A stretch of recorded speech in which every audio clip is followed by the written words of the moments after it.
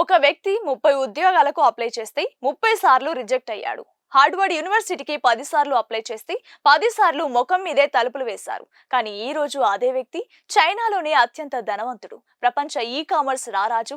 ఆయనే Alibaba founder Jack Ma. Jack Ma చెప్పే మొదటి సూత్రం వైఫల్యాలను పాఠాలుగా మార్చుకోవడం. చాలా మంది ఫెయిల్ అవ్వగానే భయపడి ఆగిపోతారు. కానీ జాక్మా ఏమంటారంటే సక్సెస్ స్టోరీస్ చదవడం మానేయండి, ఎందుకంటే అవి మిమ్మల్ని భ్రమల్లో ఉంచుతాయి. కేవలం ఫెయిల్యూర్ స్టోరీస్ చదవండి, అవే మీకు యుద్ధంలో ఎలా నిలబడాలో నేర్పిస్తాయని. తప్పులు చేయడం తప్పు కాదు, కానీ అదే తప్పును మళ్ళీ మళ్ళీ చేయడం తప్పు అనేది ఆయన ఫిలాసఫీ. ఆయన 30 ఏళ్ల వయసు వచ్చే వరకు ప్రతి అడుగులోనూ ఓటమినే చూశారు. కానీ ఆ ఓటమే ఆయనకు అలీబాబా లాంటి సామ్రాజ్యాన్ని కట్టే ధైర్యాన్ని ఇచ్చింది. ఇక రెండో అతిపెద్ద రహస్యం ఉద్యోగుల మీద నమ్మకం. జాక్మా దగ్గర టెక్నాలజీ నాలెడ్జ్ ఉన్నా, కానీ ఆయనకున్న ఏకైక పవర్ సరైన మనుషులను ఎంచుకోవడం.